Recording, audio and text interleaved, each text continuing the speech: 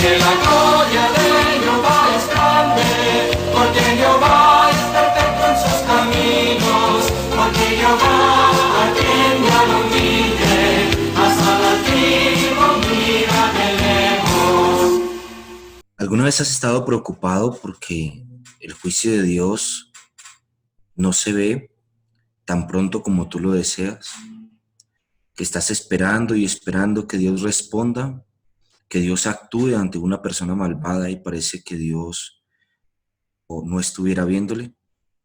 ¿Has visto a una persona que a causa de que Dios no actúa de una manera con juicio en su vida, con castigo en su vida, con arrogancia se refiere a Dios como que Él no ve o Él no está presente o Él no existe? ¿Alguna vez has visto la forma en la que vive, en la que actúa una persona que afirma que Dios existe y que Dios lo ve todo, pero que en su vida y en sus decisiones no toma en cuenta a Dios? Bueno, ese es el tema central de nuestro salmo. Quiero pedirte que me acompañes al Salmo número 10. Salmo número 10.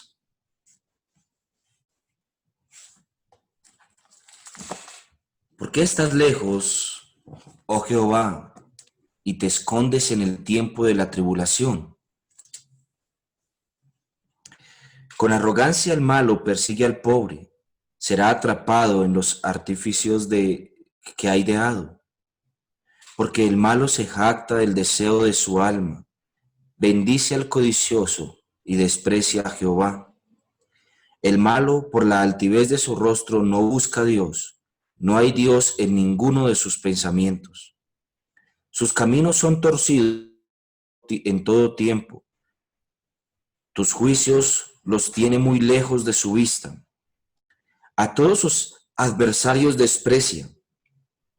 Dice en su corazón: no seré movido jamás, nunca me alcanzará el infortunio. Llena está su boca de maldición y de engaño y fraude. Debajo de su lengua hay vejación y maldad. Se sienta en acecho cerca de las aldeas, en escondrijos mata al inocente. Sus ojos están acechando al desvalido, acecha en oculto como el león desde su cueva. Acecha para arrebata al pobre trayéndolo a su red. Se esconde, se agacha, y caen en sus fuertes garras muchos desdichados. Dice en su corazón: Dios ha olvidado, ha encubierto su rostro, nunca lo verá. Levántate, oh Jehová Dios, alza tu mano, no te olvides de los pobres. ¿Por qué desprecia el malo a Dios? En su corazón ha dicho: tú no lo inquirirás. Tú lo has visto, porque miras el trabajo y la vejación para dar la recompensa con tu mano. A ti se acoge el desvalido, tú eres el amparo del huérfano. Tú el brazo del inicuo, y persigue la maldad del malo hasta que no halles ninguna. Jehová es rey eternamente y para siempre. De su tierra han perecido las naciones. El deseo de los humildes oíste, oh Jehová. Tú dispones tu corazón y estás atento y haces atento tu oído para juzgar al huérfano y al oprimido, a fin de que no vuelva más a hacer violencia al hombre de la tierra. Nuestro salmo, si usted lo recuerda, es un solo salmo con el Salmo 9. En la Septuaginta, que es la traducción griega del manuscrito hebreo, el Salmo 9 y el Salmo 10 se encuentran unidos, es un solo salmo. Así que en número de orden, el Salmo 10 nuestro es el Salmo 9 en la Biblia hebrea. Nuestro salmo no tiene un título, si usted lo puede notar. A diferencia de los demás salmos de este libro 1 de los salmos, este salmo no tiene un título. Y esto se debe a que originalmente era un solo salmo junto con el Salmo 9. Es decir, que el título del Salmo 9 se aplica también al Salmo número 10. Así entonces, nosotros tenemos que decir que el número 10 tiene el mismo título del Salmo 9, es decir, al músico principal sobre Muglaben, Salmo de David. Si nosotros unimos los versos del Salmo 9 y del Salmo 10, nos daremos cuenta que es un salmo extenso, 36 versículos en total, perdón, 36 no, 38 versículos en total. Pero entre el Salmo 9 y el Salmo 10 hay una especie de división temática. Que en el Salmo número 9, el tema central del Salmo era la rogativa de que Dios juzgara al afligido. En el Salmo número 10 hay una descripción más gráfica de aquellos malvados. Mientras que en el Salmo número 9, el salmista se encuentra luchando contra extranjeros. En el Salmo número 10, el salmista se encuentra rogando a Dios para que Él haga justicia al enemigo local, al enemigo nacional, al que está cercano. Esto nos recuerda eventos de nuestras vidas también, en los cuales nosotros nos encontramos enfrentando situaciones adversas fuera de nuestra casa, tal vez en nuestro trabajo, tal vez en nuestros negocios, o cosas similares, mientras que en casa también las luchas internas. Algo así se encuentra experimentando el salmista. Pero principalmente el salmista se encuentra rogando a Dios que haga justicia contra todo aquel que con su boca no niega la existencia de Dios, pero sí con sus actos. El ateísmo teórico es algo desconocido en el antiguo cercano oriente. Principalmente en el reino de Israel, el ateísmo teórico fue abruptamente olvidado, desconocido. Sin embargo, muchos vivían como si Dios no existiese. De hecho, no encontramos ningún tipo de reseña de alguna afirmación en contra de la existencia de Dios hasta después del siglo XVI. Sin embargo, desde el principio del tiempo, muchos hombres han vivido como si Dios no existiera. Recuerda brevemente cómo en Génesis capítulo 5, Moisés afirma que los hombres empezaron a invocar el nombre de Dios, pero la descendencia de Caín ya existía para ese tiempo y era prominente. El nombre de Dios no fue invocado mayormente entre el pueblo de Caín, por eso prontamente se desviaron en pos de dioses paganos y la descendencia de las hizo prominente, porque muchos, a causa de que no invocaron el nombre de Dios, se olvidaron del Dios que los había creado. Nuestro salmo es un salmo sencillo realmente. Tiene una estructura sencilla que nosotros podemos ver claramente, pero podemos dividirla en 4 puntos. El primero de ellos se encuentra en el versículo 1, la afirmación: ¿por qué estás lejos, oh Jehová, y te escondes en el tiempo de la tribulación? El segundo va entre el versículo 2 y el versículo 11, que hace una descripción de la gente malvada. Luego, entre el verso 12 y el verso 15, él clama para que Dios intervenga. Y entre el verso 16 al 18, el Señor escucha a las personas humildes. Planteémonos nosotros mismos esta primera pregunta. ¿Por qué estás lejos, oh Jehová, y te escondes en el tiempo de la tribulación? Hubo un hombre famoso en el tiempo de Israel, llamado Elías, profeta del Señor. Uno de los pocos hombres que vio de su propia mano las obras milagrosas extraordinarias de Dios. Elías, Eliseo y Moisés fueron gente excepcional, profetas excepcionales en el Antiguo Testamento, porque los milagros extraordinarios de Dios fueron hechos por sus manos. Este hombre conocía claramente el poder de Dios a causa de lo que tenía que vivir, pero estaba viviendo en un tiempo de impiedad, en el tiempo de los impíos, donde gobernaba un rey malvado y una reina más malvada que él. Y durante ese espacio de tiempo, tanto el rey como su esposa Jezabel persiguieron a Elías, de manera que aunque Elías había visto la mano de Dios en ocasiones, aún así tuvo temor y vio a Dios como ausente y desconocido. Se escondió en una cueva esperando que la muerte le viniese. Este escenario no es un escenario distinto para la mayoría de nosotros. Hemos visto la mano de Dios en tantas y tantas ocasiones de nuestra vida, pero aún así, en los momentos cuando Dios no actúa, cuando nosotros pensamos o cuando nuestro razonamiento nos dictamina que Él debe actuar, nosotros vemos a Dios como escondido, lejano, ausente o que no está enterado de nuestras circunstancias y de nuestra vida. El salmista ha terminado de pelear con los filisteos, ha ganado victoriosamente y ha escrito la mitad de este salmo, el Salmo 9, lo ha escrito en agradecimiento a Dios por lo que ha dado contra los malvados. Pero mientras que se encuentra victorioso contra los extranjeros, todavía los enemigos internos lo acechan grandemente. Tú has terminado de pagar la deuda de tu casa y ahora te enfrentas a pequeñas cosas en el interior de tu casa. Una situación externa, pero una situación interna también. Nuestro salmo es un salmo así. Por eso el salmo plantea la pregunta inicial: ¿por qué estás lejos, oh Jehová, y te escondes en tiempo de la tribulación? Mayormente es importante que nosotros notemos el tiempo en el cual está afirmando el salmista que Dios se encuentra escondido o ausente o estando lejos. Esa afirmación de estar lejos es una afirmación que habla de distancia física, distancia local.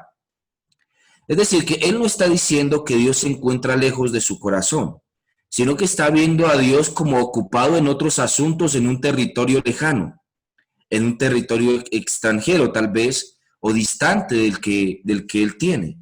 Dios le ha dado la victoria contra los filisteos, pero se encuentra ocupado en otras regiones del mundo atendiendo los asuntos en ese lugar. Por supuesto, esto no es verdad con respecto a Dios. Dios es omnipresente. Eso quiere decir que Él no está limitado por las distancias físicas. Sin embargo, a veces nosotros lo vemos así, algo parecido a eso. Y Él está diciéndole: oh Señor, ¿por qué estás lejos, oh Señor? Y te escondes en el tiempo de la angustia. Esto es ocultar, como cuando nosotros metemos un producto dentro de un baúl y lo dejamos allí para que nadie lo vea. Así está viendo el salmista, lo que está pasando en ese momento y cómo Dios está distante, está lejos. Él está viendo a Dios como metido en el cielo o escondido en el cielo y evitando actuar o ver la situación que él está enfrentando internamente en la nación. Y él dice: ¿por qué te escondes en el tiempo de la tribulación? Es particular que nosotros no veamos a Dios como distante o escondido cuando no hay tribulación, ¿no es cierto? Simplemente tenemos tranquilidad, no estamos enfrentando una situación muy fuerte, muy severa en algún momento así de nuestra vida. Y estamos simplemente viendo a Dios en el cielo quieto, cuando nosotros estamos enfrentando tribulación. Cuando no hay tribulación, no hay problema en que Dios no se encuentre actuando en lo que nosotros podemos entender a nuestros ojos. Pero en tiempo de angustia, el hecho de que Dios se mantenga quieto sí es algo supremamente difícil de enfrentar para nosotros. Por eso el salmista está afirmando que Dios se esconde en el tiempo de la tribulación o de la adversidad. Y él está planteándole esta pregunta directamente al Señor. Nota que el sujeto directo es Dios, es decir, que la persona que se encuentra directamente relacionada con el evento es Jehová. Esta es una plegaria dirigida a Dios en la que el salmista está diciéndole a Dios: ¿por qué te escondes? ¿Por qué te escondes en el tiempo de la tribulación? Bueno, vamos a ver de qué manera se desarrolla esta pregunta a través de todo el Salmo. Nuestro segundo punto nos muestra que entre el verso 2 y el versículo número 11 hay una especie de descripción de aquellos malvados por los cuales el salmista le está rogando a Dios que aplique justicia. Él dice que el malvado es arrogante y el malvado persigue al pobre. y el malvado será atrapado en los artificios que él mismo ha ideado.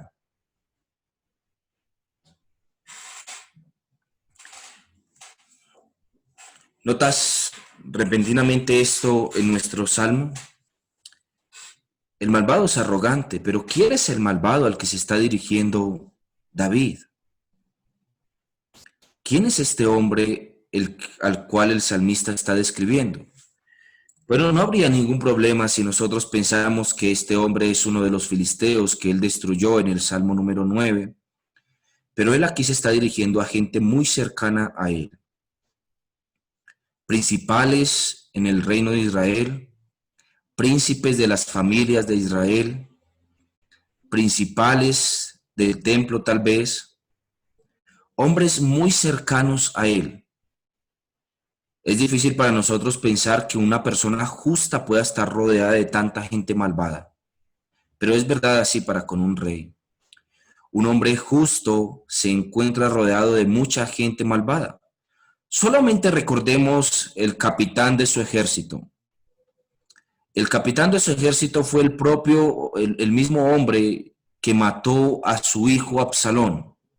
También fue aquel hombre que engañó a otro o al segundo en el mando y lo llevó a caminar o a cabalgar para la guerra, y camino allí, mientras simulaba darle un abrazo, le clavó un puñal en el corazón. Mis hermanos, nosotros vemos a un hombre justo, mucha gente malvada. Esto puede pasar en algún escenario nuestro, en diferentes momentos de nuestra vida, o incluso en el conjunto donde vivimos, en el barrio donde estamos, o en las personas que nos rodean, literalmente con los que nos codeamos. Pero efectivamente, el hombre justo, cuando es justo, va a rogar a Dios para que estos hombres malvados tengan lo que merecen, para que estos hombres malvados reciban de parte del Señor su juicio, porque el malvado no intenta ser orgulloso o ser opresor con el otro que está a su misma altura. Es decir, que el rico no intenta oprimir al otro rico, el rico intenta oprimir al pobre. Y por eso Dios ha de salir en defensa del pobre, porque no hay quien lo defienda. El súbdito no tiene quien lo defienda de su Señor. El débil no tiene quien lo defienda del fuerte. Solamente Dios, Jehová de los ejércitos. Por eso el salmista está rogando al Señor que sea atrapado, este hombre sea atrapado en los artificios que él mismo ha ideado. Y él está por eso rogándole al Señor, porque este malo con arrogancia persigue al pobre o al débil. Este pobre en nuestro contexto, a diferencia del pobre que vimos en el Salmo 9, debe ser visto como un afligido físicamente. El pobre era un pobre en espíritu en el Salmo 9, pero en nuestro Salmo debe ser entendido como aquel que se encuentra en el momento o en un estado de aflicción. El malo con arrogancia, con arrogancia o con orgullo, persigue al afligido, persigue al pobre. Y él está rogando a Dios que este malo sea atrapado en su propia red, que sea atrapado en los planes que él mismo ha ejecutado. Dios quiera que realmente este malo sea atrapado en las redes que ha trazado. Ha intentado oprimir al pobre en momentos en los que el pobre se encuentra débil. Por ejemplo, vemos esto en nuestro contexto, particularmente con los hermanos venezolanos. ¿Acaso no vemos a muchos hombres, a muchos empresarios, a muchos dueños y demás, aprovechándose para afligir al venezolano a causa de que se encuentra en una condición de fragilidad y de debilidad en un espacio como ese? Le tratan como quieren, le pagan un salario irrisorio, lo más parecido a la esclavitud en el tiempo presente. Y aún así, nosotros vemos que Dios no actúa ocasionalmente. Pero el salmista, igual que nosotros, podríamos estar pensando eso, está rogando a Dios que actúe porque la arrogancia, el malo, persigue al pobre. Este versículo es muy parecido a lo que veíamos en el Salmo 9. ¿Recuerdan? En el Salmo 9 hubo una expresión maravillosa. Él dijo que los malos serían trasladados al Seol, todas las gentes que se olvidan de Dios. Principalmente porque aquel que actúa de una manera como esa no está teniendo en cuenta que Dios en los cielos está viendo todo lo que hace y que Dios en los cielos pronto saldrá como el vengador de las almas necesitadas, el vengador de las almas afligidas. Luego, él continúa rogando a Dios en nuestro salmo para que Dios actúe y continúa describiendo a este hombre malo. Ya vimos que este hombre malo es orgulloso, que este hombre malo también aflige al pobre. Y vimos la conclusión de lo que le ocurrirá al hombre malo. El hombre malo será atrapado en los artificios que ha ideado. Ahora, nuestro versículo número 3 nos dice que el malo también se jacta del deseo de su alma. Es una persona seguramente avara y desea y se jacta de las cosas que su alma quiere. Es una persona que desea más y más, una persona que no se sacia con lo que Dios le ha dado, que no hay contentamiento en su corazón, pero que se jacta de los deseos de su alma. Y no solamente se refiere a los deseos económicos, por supuesto. También se refiere al hecho de que puede salir victorioso, entre comillas, en las cosas que se propone. Es una persona que aparentemente logra lo que quiere. Logra lo que quiere. Es una persona que bendice al codicioso, míralo, y es una persona que desprecia a Jehová. Desprecia a Jehová. El malo es una persona que tiene deseos en su alma, que quiere saciar y que piensa que todos los puede saciar. Es una persona que alaba al codicioso, es decir, al que no se sacia con nada. Alaba al codicioso y desprecia al Señor. Esta acción de despreciar, este verbo que usted ve ahí, despreciar, es menospreciar. Es decir, apreciar menos. Es una persona que aprecia menos a Dios de lo que aprecia sus propios deseos, sus propios planes. Mis hermanos, ¿cuántas veces nosotros también hemos caído en una situación como esa, no? Tenemos cosas en nuestra vida, planes en nuestra vida, que finalmente nos hacen colocar a Dios en segundo lugar. Y nosotros en ese momento estamos menospreciando, es decir, apreciando menos a Dios. Sin embargo, nosotros no podemos ver este tipo de actitud que nosotros podríamos pasar inadvertida como la actitud del malo. La actitud del malo se encuentra trazada constantemente porque él constantemente y en casi todos, él aprecia menos a Dios de lo que aprecia lo que hace. Es una persona que alaba al codicioso, es una persona que se jacta de lo que desea, piensa que todo lo que quiere lo puede lograr. Es una persona que además persigue al pobre, es arrogante. Luego en el versículo 4 se nos dice que el malo es un hombre altivo de rostro y no busca a Dios, y no hay Dios en ninguno de sus pensamientos. Esto es ateísmo, ¿no? Pero no el tipo de ateísmo que nosotros vemos en nuestro tiempo, no el ateísmo teórico, que se ha caracterizado por tener profetas, santos y apóstoles. El ateísmo moderno se encuentra leyendo constantemente manuscritos sagrados, aunque lo nieguen, que para ellos son escritos de algunos hombres ateos que escribieron en contra de Dios y que escribieron negando la existencia de Dios, son su pan de cada día. Ellos teorizan, se encuentran divagando constantemente en sus teorías. Pero no es así, no es el caso en nuestro salmo. Nuestro salmo más bien está hablando de un ateísmo práctico. Una persona que, aunque no niegue la existencia de Dios, vive como si Dios no existiera. Y además de eso, que coloca atributos en Dios que él mismo piensa que su Dios debe tener.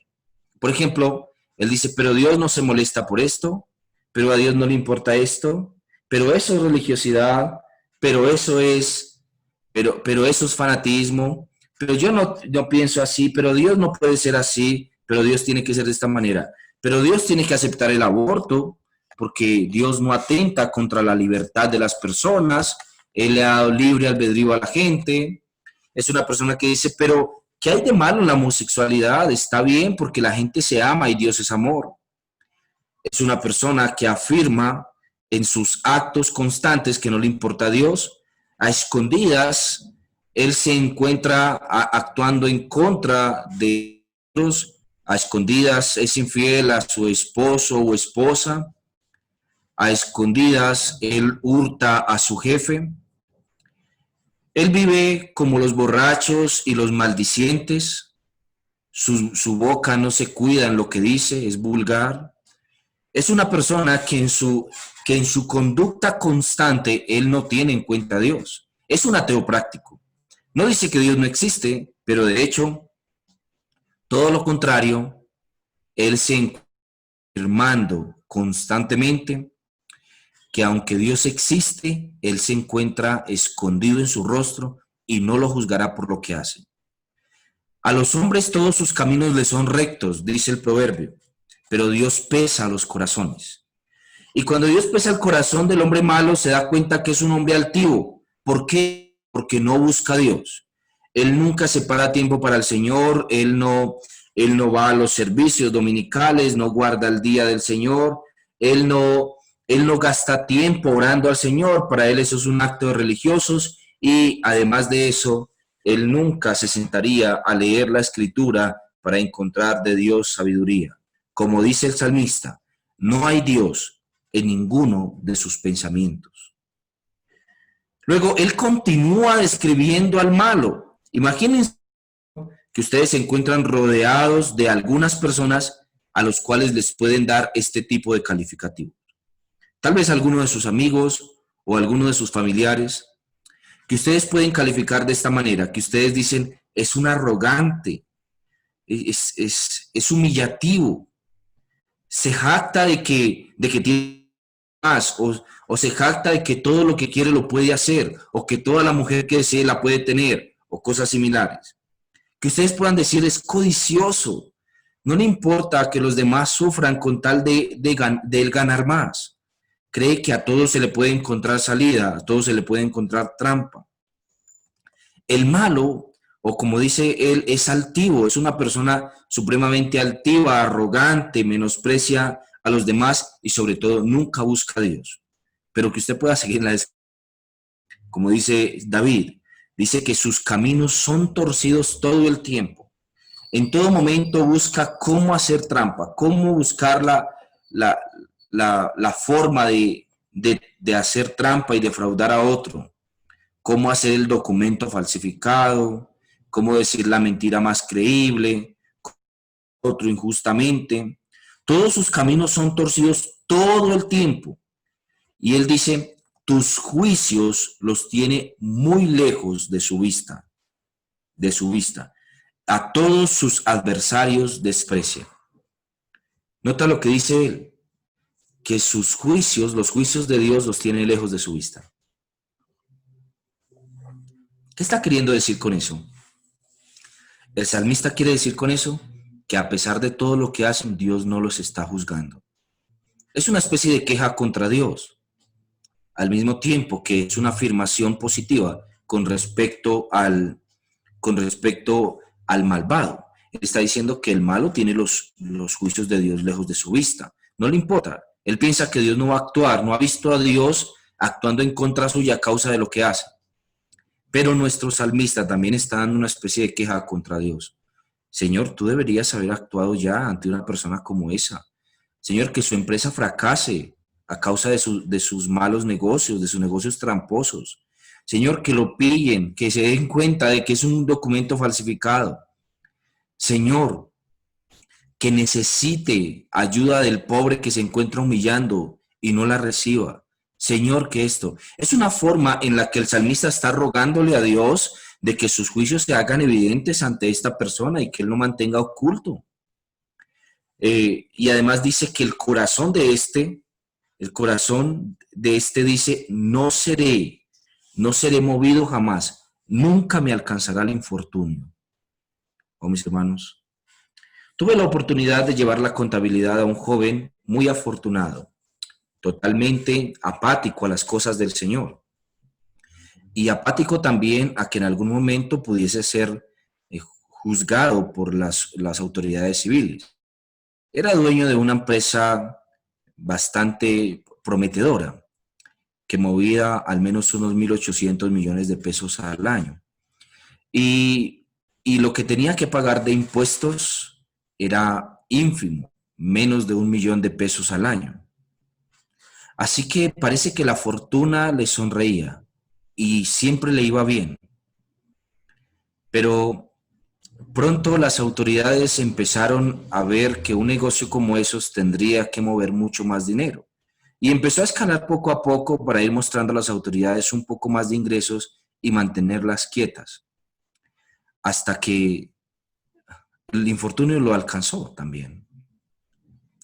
Aunque era un hombre que se portaba bien con sus empleados, todo lo que giraba alrededor de él dependía de él y era gracias a él. Nunca dio gloria a Dios en sus caminos y se mofaba de que todo lo que intentaba le salía bien. Así que a causa de su inexperiencia e incapacidad por tratar algunos asuntos dentro de su propia empresa, colocó a una de sus hermanas al cargo de esta, para los contables y administrativos, mientras él se desentendía un poco del negocio que era bien prometedor. Así que su hermana, que pienso era igual a él en su avaricia y en su jactancia, finalmente terminó excluyéndolo del negocio y lo dejó totalmente sin nada. Luego él tuvo que venir a buscar empleo, del tipo de empleo que luego le daba, que antes le daba a otros para poder subsistir, mientras su hermana se quedó con todo lo que él poseía. Oh, mis hermanos, tarde o temprano el Señor juzgará. Nuestro texto nos está diciendo que este tipo de pensamiento es el pensamiento de que no será movido jamás, nunca me alcanzará el infortunio. El malo piensa que se encuentra parado sobre una roca, que se encuentra en un lugar seguro, pero pronto en el juicio de Dios se da cuenta que no era una roca, sino que era simplemente un despeñadero y que se encontraba al borde del despeñadero, y caer del despeñadero es mucho más fuerte que caer de una roca. Así que finalmente nosotros nos damos cuenta que el impío, el que tiene este tipo de pensamientos en su corazón, él piensa que nunca será movido, que las cosas nunca le saldrán mal, que el infortunio nunca lo alcanzará. Él dice entonces, versículo 7, que llena su boca de maldición y de engaños y de fraude. Otra descripción con respecto al malo. La boca del malo se encuentra llena de maldición, de engaños y de fraude. Y debajo de su lengua hay vejación y maldad. Otra descripción. El malo es evidente por sus palabras. Las cosas que dice el malo lo hacen evidente. Lo que hace con su boca se hace claro. Luego, además de eso, se sienta en acecho cerca de las aldeas. En escondrijos dice que mata al inocente. Espera un momento, la caída de alguno que sea justo para finalmente quedarse con lo que éste tiene o finalmente hacerle daño. Como si fuera poco, él sigue describiendo estas características del malo. Nosotros decimos, pero David, ¿cuándo vas a terminar de describir a este tipo de personas? Él continúa diciendo, se esconde, se agacha y caen en las fuertes garras muchos desdichados. ¿Cuántas personas necesitadas tienen que aguantarse las humillaciones de sus jefes a causa de que necesitan el dinero de los ingresos? ¿Cuántas veces el enfermo tiene que aguantarse los malos tratos de su cuidador? ¿Cuántas veces el anciano tiene que aguantar gritos y tratos bruscos de sus propios hijos muchas veces? y de sus cuidadores a causa de que ya se encuentra indefenso frente a ellos. ¿Cuántas veces nosotros vemos que este tipo de cosas suceden? Muchos desdichados caen en las garras de los malos. Y luego él continúa diciendo en su corazón ya había dicho en la ocasión anterior de que Dios no, perdón, de que no sería movido jamás y nunca le alcanzaría el infortunio. Pero luego nuevamente este hombre dice en su corazón, Dios ha olvidado, ha encubierto su rostro y nunca lo verá. Él dice, pero las cosas antes no me han salido mal, siempre me han salido bien. Y ahora se encuentra en nuestro texto diciendo, Dios ha olvidado, ha encubierto su rostro, nunca lo verá, nunca lo verá. Él piensa que Dios no actúa, que Dios no actuará. Pero nosotros, mis hermanos, aquellos que tenemos el privilegio de contemplar a Dios, desde nuestros espacios de contemplación, de los momentos donde meditamos, donde simplemente callamos y pensamos en los eventos que ocurren en el mundo, sabemos que eso no es verdad. Dios actúa, Dios no se olvida, Dios no ha encubierto su rostro, Él lo verá. Esto nos lleva a nuestro tercer punto. Finalmente, después de la descripción de lo que está pasando tanto externamente en el malo como internamente en él, lo que hay en su corazón, como las obras que él hace, entonces el salmista nos lleva a un clamor para que Dios intervenga. Señor, tú eres Dios, tú eres el defensor del huérfano, el defensor del pobre, el defensor de la viuda, el defensor del desvalido, el defensor del extranjero. Señor, tú eres el que cuida a aquellos que no tienen otra forma de ser cuidados. Tú eres el que actúa cuando no hay nadie más que pueda actuar. Entonces, ¿por qué no actúas en un evento así? Y este es el clamor del salmista. Levántate, oh Jehová Dios, alza tu mano, no te olvides de los pobres. ¿Por qué desprecia el malo a Dios? En su corazón ha dicho, tú no lo inquirirás. ¿Nota la respuesta? ¿Cuál es el motivo por el que la gente que actúa de esa manera, Bueno, porque en su interior él piensa que Dios no hará nada contra eso. En su interior, en su corazón, él piensa que Dios no hará nada. Por eso, nosotros encontramos, mis hermanos, en nuestro texto, esta afirmación. Es una especie de autorrespuesta del salmista. El salmista está haciéndose una pregunta retórica a sí mismo, en el por qué desprecia el malo a Dios, y él mismo se la responde. Él dice, él desprecia a Dios porque en su corazón él piensa que Dios no lo inquirirá. Esa palabra inquirirá es decir, demandar, es decir, que Dios no lo demandará, Dios no tomará ningún tipo de reacción o de acción contra eso. Él piensa en su corazón que Dios no va a demandar nada de eso, que Dios no va a actuar de una forma que él traiga castigo o que traiga algún tipo de juicio sobre lo que está haciendo. En el corazón del malo, a él no le importa eso. En el corazón del malo, él piensa que Dios no va a hacer nada, que Dios no va a actuar. En el corazón de aquel que actúa oprimiendo al pobre, que actúa viviendo en su vida como si Dios no existiera, en su corazón dice que no hay Dios. Lo que está pasando en el interior de aquel que todo el tiempo busca hacer trampa, de aquel que los juicios de Dios se encuentran lejos de su vista, de que piensa que nunca le va a ir mal en su vida, de aquel que en su boca solamente hay palabras de maldición, engaños y fraude, que debajo de su lengua solo hay vejación y maldad. Lo que está pasando en el interior de ese ser finalmente es que él piensa que Dios no va a demandar las cosas que hace de sus manos. Mis hermanos, mucha gente vive en este mundo como si Dios no fuera a demandar nada de lo que hace. Pero la Biblia claramente nos ha advertido que Dios no tendrá por inocente al culpable. Aunque alguna persona en este mundo no recibiera el juicio que debería recibir, algún día tendrá que presentarse delante del justo juez y recibirá toda su condena. Aquí tenemos, mis hermanos, que advertir pensamientos impropios con respecto al juicio de Dios.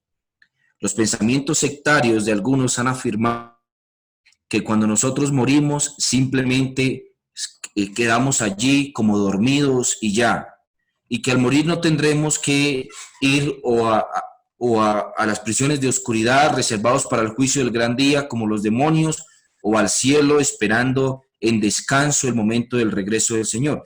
Y muchos han dicho que finalmente la muerte es solamente un sueño. Y luego también han dicho que al final del mundo, en el juicio, la gente será aniquilada. Si eso es verdad, entonces comamos y bebamos, que mañana moriremos. Si eso es verdad, entonces no importa lo malo que nosotros hagamos en el mundo, porque de alguna manera lo único que recibiremos a causa de eso es sueño o aniquilación. Pero eso no es verdad con respecto a las afirmaciones de la Escritura. Nosotros sabemos que Dios juzgará al malvado y que lo hará en esta vida y también en el siglo venidero, eternamente castigado en el infierno. Nosotros sabemos, mis hermanos, que Dios hará este juicio porque Él es juez justo y Él está sentado sobre la tierra, como nos decía el Salmo en el día de ayer, en el Salmo 9. Aunque Él diga que Dios no lo inquirirá, que Dios no lo demandará, el salmista responde, pero eso no es verdad. Tú lo has visto, porque miras el trabajo y la vejación. Esta palabra, que no es tan común en nuestra lengua moderna, es una palabra para latina. La palabra vejación es una especie de provocación. La palabra griega para esto es kaas, una especie de provocación, como si el malo se encontrara provocando a Dios para que Dios hiciera ciertas cosas. El malo es provocador. Entre más maldad él hace, él se encuentra provocando mucho más a Dios. Y llegará el momento donde tendrá su respuesta, porque la provocación llegará a su fin. Ahora, en el versículo número 15, versículo 14, él dice que el desvalido y el huérfano, es decir, el débil, el necesitado, se acoge al Señor. Y ruega entonces al Señor que Él actúe. Quebranta tú el brazo del inicuo y persigue la maldad del malo hasta que no halles ninguna. Jehová es rey eternamente y para siempre, y tierra han perecido las naciones. Si tú notas, este versículo es una oración imprecatoria. Es un requerimiento de Dios de que Él traiga sobre el malo la maldad que el propio malo planeó. Esto no tiene nada de malo en que nosotros oremos así, en el sentido de que nosotros no estamos orando porque el malo reciba una descarga mucho peor de la que él mismo ha planeado. No estamos rogando tampoco que Dios nos haga la justicia por nuestra mano. Estamos rogando a Dios que el malo caiga en el propio lazo que ha trazado. Señor, que así como humilla a los demás, lo humillen a Él. Señor, que así como lesiona a los demás, lo lesionen a Él. Señor, que así como se aprovecha del desvalido, también se aprovechen de Él. Es el juicio dado por Dios, lo que Él dijo a Moisés, ojo por ojo y diente por diente, pero no aplicado desde una cosmovisión humana, no aplicado desde una visión humana de las cosas, sino más bien aplicado desde la perspectiva de Dios, Dios haciendo que esto le ocurra al malo. Lo que nos lleva al fin de nuestro versículo, de nuestro pasaje, la evidencia de que Dios escucha a las personas humildes. Verso 16 al 18. Jehová es rey eternamente y para siempre. De su tierra han perecido las naciones. El deseo de los humildes oíste, oh Jehová. Tú dispones su corazón y haces atento tu oído para juzgar al huérfano y al oprimido, a fin de que no vuelva más a hacer violencia el hombre de la tierra. Notemos esto. A pesar de que él en su oración se ha quejado porque Dios no se encuentra actuando, el versículo número 1, aún así, al final en su oración, él argumenta que Dios es rey eternamente y para siempre, y que de su tierra han perecido las naciones. Él ya ha juzgado previamente. Aquí viene un recuerdo un poco leve, un eco de lo que pasó en Canaán cuando Dios expulsó a las naciones para poner allí al pueblo de Israel. Y él dice finalmente que los humildes se pueden acoger a Jehová, porque Dios dispone su corazón para escuchar al humilde.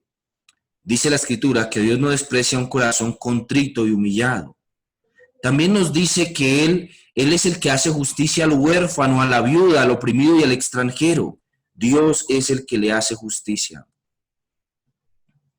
Muchos, mis hermanos, en un tiempo como este, están recibiendo justicia de Dios por lo que hicieron previo al tiempo de la cuarentena.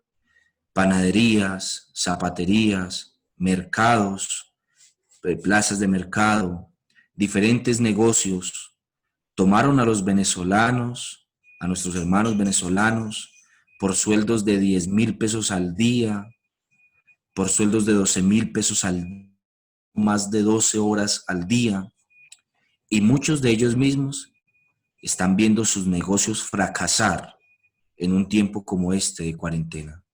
Oh, mis hermanos, Dios es el que hace justicia al oprimido.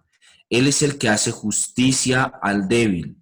Él es el que escucha los corazones necesitados, porque Dios dispone su corazón y está atento a su oído.